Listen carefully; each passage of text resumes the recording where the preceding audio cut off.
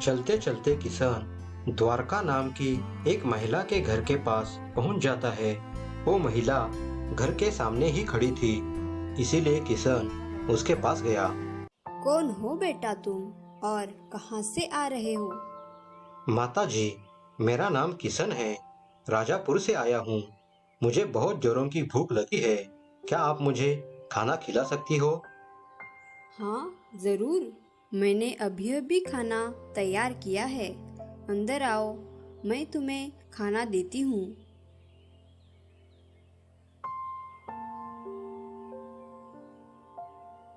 फिर उस महिला ने किशन को भरपेट खाना खिलाया। खाना खाने के बाद जब किशन ने उस महिला से आज्ञा ली, तब उसने कहा, अब यहाँ से निकलकर कहाँ पर जा रहे हो बेटा? माता जी, मैं अपनी समस्या का समाधान ढूंढने के लिए चमत्कारी वृक्ष के तलाश में निकला हूँ, जो उन पहाड़ियों पर है। अगर वो वृक्ष मुझे मिल गया तो मुझे अपने समस्या का कारण भी मिल जाएगा और समाधान भी। मैंने सुना है कि वो वृक्ष उसी को दिख जाता है जो समस्याओं से घिरे हुए होते हैं और भाग्यशाली होते हैं। अच्छा, तो क्या तुम मुझ पर एक एहसान करोगे? बताओ। अरे अरे, आप कैसी बात कर रही हो माता जी? आपने मुझ जैसे अनजान को खाना खिलाया, तो बताइए मैं आपके लिए क्या कर सकता हूँ? क्या बताऊँ बेटा, मैं बहुत परेशानी में हूँ। मेरी पुत्री अब शादी के उम्र की हुई है। वो दिखने में बहुत ही खूबसूरत है, लेकिन वो जन्म से गूंगी है। यही चिंता मुझे रात दिन खाई जाती है। हाँ माँ जी, पर वो है कहाँ? मैं जब से यहाँ आया हूँ तब से कहीं पर दिखाई नहीं दे रही है। वो अभी अपनी सहेलियों के साथ मंदिर गई है, बस आती ही होगी। अच्छा ठीक है माँ, बताइए मैं आपकी किस प्रकार मदद कर सकता हूँ? मुझे पता है कि तुम एक अच्छे लड़के हो और मुझे पक्का यकीन है कि तुम्हें वो वृक्ष जरूर मिल जाएगा। जब तुम अपने समस्याओं का समाधान उस वृक्ष से पूछ लोगे, हो सके तो मेरी बेटी की समस्या का समाधान भी उसी वृक्ष से पूछ लेना। मैं जरूर पूछ लूंगा माँ जी, और वापस लौटते समय मैं जरूर उस समस्या का समाधान आपको बताकर जाऊंगा। तुमने मेरे सर का बड़ा बोझ हल्का कर दिया। भगवान तुम्हें अच्छा स्वास्थ्य और लंबी उम्र दे। फिर किशन वहां से उस वृक्ष की तलाश में उत्तर दिशा की ओर चल पड़ा।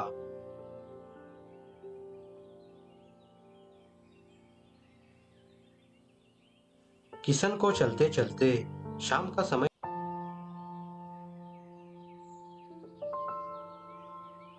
कैसे हो बिरजू? बहुत दिनों के बाद आज तुम भी तालाब के किनारे पर। हम दोनों को मिल चुके तो काफी समय हो गया है ना? अरे किशन, मेरा तो सब अच्छा है दोस्त। तुम अपना बताओ, क्या चल रहा है आजकल? क्या कहूँ मित्र, मैं बहुत ज्यादा परेशान हूँ। समझ नहीं आता मैंने पिछले जन्म में कौन से बुरे कर्म किए थे जो इस जन्म में भुगतने पड़ रहे हैं। जरा तुम बताओ, तुम्हारा हाल क्या है? अरे किशन, ऐसा क्या हो गया है तुम्हारी जिंदगी में? सब ठीक तो है ना? और माता जी का हाल कैसा है? हाँ दोस्त, कैसे बताओ तुम्हें। दरअसल मैंने एक जमीन पर अच्छी खेती की थी, लेकिन उसकी फसल इतनी कम थी कि मैं घर का खर्चा तक उठा नहीं सकता। मैं नौकरी के लिए शहर भी जा नहीं सकता, क्योंकि अब किसी बीमारी के कारण मेरी माँ की आंखों की रोशनी भी चली गई है। बस मैं इन्हीं सब बातों से जरा सा परेशान हो गया हूँ। माँ की आंखों की रोशनी तो चली गई है, इसी वजह से वो भी बहुत परेशान रहती है। उसे हमेशा मेरे ही भविष्य की चिंता सताती है, और एक मैं उसके बिना रह नहीं सकता। इसी कारण मैं कहीं बाहर जा भी नहीं सकता। मतलब तुम्हारे पास कोई काम है ना पैसा, और तुम्हें अपनी समस्या का समाधान नहीं मिल पा रहा है, यही बात है ना? हाँ दोस्त, बिल्कुल बिल्कुल। पर मुझे अपनी समस्या का समाधान बहुत जल्दी ढूंढना है, ताकि मैं उन सारी समस्याओं से छुटकारा पाकर अपनी जिंदगी चैन से बिता सकूं। एक बात बताओ मित्र, क्या तुम उसे कर पाओगे? हाँ हाँ, क्यों नहीं बिरजू, बताओ जल्दी से। अगर तुम अपनी समस्या का हल जानना चाहते हो तो तुम्हें गांव के बाहर पहाड़ियों पर एक चमत्कारी वृक्ष है, उसे ढूंढना होगा। क्योंकि मैंने सुना है वो वृक्ष भाग्यशाली लोगों के अलावा और किसी को दिखाई नहीं देता। लेकिन मेरी मानो तो तुम एक बार वहां पर जाकर देखो, और क्या पता तुम्हें वहां पर अपनी समस्या का समाधान मिल जाए। तुम वहां जाकर उस वृक्ष को अच्छे से ढूंढो और अपनी समस्या का समाधान पाओ। जरूर मैं तुम्हारी हर बात का ध्यान रखूंगा। वहां जाकर उस वृक्ष को ढूंढने की सारी कोशिश करूंगा और अपनी समस्याओं का समाधान पाऊंगा। इतनी बातचीत करके दोनों मित्र अपने अपने घर चले जाते हैं।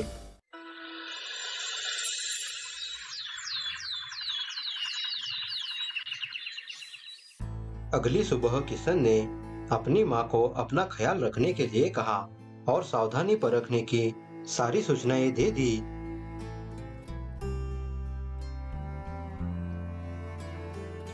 फिर किशन अपने मित्र बिरजू के कहने के अनुसार उत्तर की दिशा में पहाड़ों की ओर निकल पड़ा।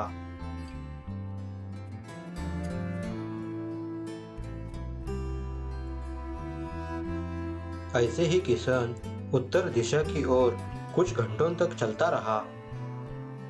हो जाता है। काफी समय से चलते चलते किशन थक जाता है और रात के समय आराम करने के इरादे से पास के एक घर का दरवाजा खटखटाने लगा। वो घर श्याम सुंदर नाम के एक बूढ़े व्यक्ति का था। अरे कौन हो तुम और कहां से आए हो बेटा? मैंने इससे पहले कभी यहाँ देखा तो नहीं है। जरा अपना परिचय करवा दो बेटा। दादाजी, मेरा नाम किशन है, राजापुर का रहने वाला हूँ। पहाड़ों पर किसी खास वजह से जा रहा हूँ। काफी देर चलते चलते मैं बहुत थक चुका हूँ। इस वक्त शाम भी हो चुकी है और कुछ ही देर में अंधेरा छा जाएगा। मुझे आश्रय की बहुत जरूरत है। क्या आप मुझे आज की रात यहाँ सोने की अनुमति देंगे?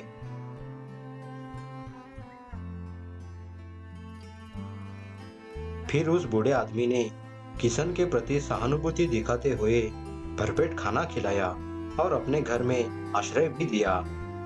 फिर खाना खाकर उस रात किशन उस बूढ़े आदमी के यहाँ सुकून से सो जाता है। करने से पहले किशन उस बूढ़े आदमी से धन्यवाद करते कहने लगा कि दादाजी, आपकी मेहरबानी के लिए मैं आपका सच्चे दिल से शुक्रगुजार हूँ। लौटते समय मैं आपको जरूर मिलके जाऊंगा। धन्यवाद। अब मैं चलता हूँ, आज्ञा दीजिए। मैंने कोई उपकार नहीं किया है बेटा। मैंने तो सिर्फ एक राहगीर को खाना खिला के रहने के लिए आश्रय दिया है। क्या मैं तुमसे पूछ सकता हूँ कि तुम पहाड़ियों पर क्यों जा रहे हो? अगर तुम्हें बुरा ना लगे तो हमें भी बताते जाओ कि तुम कहाँ पर जा रहे हो। जरूर दादाजी, मैं अपनी समस्या का समाधान जानने के लिए उस चमत्कारी वृक्ष को ढूंढने पहाड़ियों पर जा रहा हूँ, जो उस पहाड़ी के ऊंची चोटियों पर है। मैंने सुना है कि वो चमत्कारी वृक्ष हमारी सभी समस्याओं का हल कर देता है। हाँ बेटा, मैंने भी यही सुना है और ये भी सुना है कि वो बहुत ज्यादा चमत्कारी है। लेकिन वह चमत्कारी वृक्ष सबको दिखाई नहीं देता। मैंने तो ये भी सुना है कि केवल भाग्यशाली लोग ही उसे देख सकते हैं। हाँ दादाजी, आपने बिल्कुल ठीक ही सुना है, परंतु मैं सिर्फ अपनी किस्मत आजमाना चाहता हूँ। बेटा, मैं भी तुम्हारे साथ चलता, परंतु अब मैं बूढ़ा हो गया हूँ। इतनी दूर जाना मेरी बस की बात नहीं है। यदि अगर वो वृक्ष तुम्हें मिल जाए तो क्या तुम मेरी समस्याओं का समाधान उस वृक्ष से लेकर मुझे बता सकते हो? हाँ जरूर दादाजी, यदि अगर वो वृक्ष मुझे मिल जाए तो मैं आपकी सारी समस्याओं का समाधान पूछूंगा। बताइए दादाजी, क्या पूछना है आपको उस वृक्ष से? बेटा, कई साल पहले मैंने मेरे बगीचे में एक नींबू का वृक्ष लगवाया था। वो वृक्ष तो लंबे समय से सिर्फ फूलों से ही भरा है, लेकिन आज तक एक भी नींबू उस वृक्ष को नहीं लगा। तुम उस वृक्ष से पूछना कि मेरे नींबू के पेड़ को नींबू लगने के लिए मुझे क्या उपाय करना पड़ेगा। बस इतना ही पूछना बेटा। परंतु दादाजी, यह तो कोई बड़ी समस्या नहीं है। अगर नींबू का वृक्ष आपको फल नहीं देता तो इसमें इतनी बड़ी कौन सी बात है? और बेटा, बड़ी बात क्यों नहीं है? मुझे रोज रोज नींबू पानी पीने की आदत जो लगी है, मैं इस उम्र में इतनी दूर रोज रोज बाजार जाकर नींबू खरीद नहीं सकता। इसीलिए बगीचे में मैंने पौधा लगाया, लेकिन वो कोई फल ही नहीं दे रहा। बेटा, क्या तुम्हें नहीं लगता ये मेरे लिए कोई बड़ी समस्या है? अगर तुम्हें ऐसा कोई लगता नहीं तो कोई बात नहीं। अरे अरे अरे दादाजी, इस दुनिया में तो हर किसी व्यक्ति के पास अपनी कोई समस्या है और हम सभी उसका समाधान चाहते हैं। ठीक है दादाजी, मैं यह सवाल जरूर उस चमत्कारी वृक्ष से पूछूंगा। फिर उस दादाजी से अनुमति लेकर किशन फिर से उत्तर की दिशा की तरफ निकल पड़ा।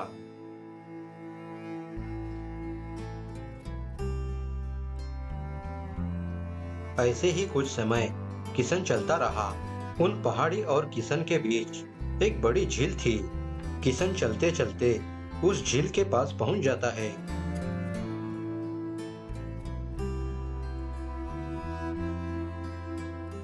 उस झील को कैसे पार करे, इस विचार से किशन उलझन में पड़ गया, क्योंकि उसे तैरना तो नहीं आता था। हे भगवान, ये कैसी मुसीबत है। वो पहाड़ तो मेरे सामने ही है, लेकिन समझ नहीं आता कि इस झील को कैसे पार करूं। इस झील को पार करने और पहाड़ों तक पहुंचने के लिए कोई पुल भी नहीं है। अब मैं क्या करूं, कैसे पहुंचूं? मुझे तो कुछ समझ नहीं आ रहा है। ये झील तो काफी बड़ी है। फिर किशन उस झील को कैसे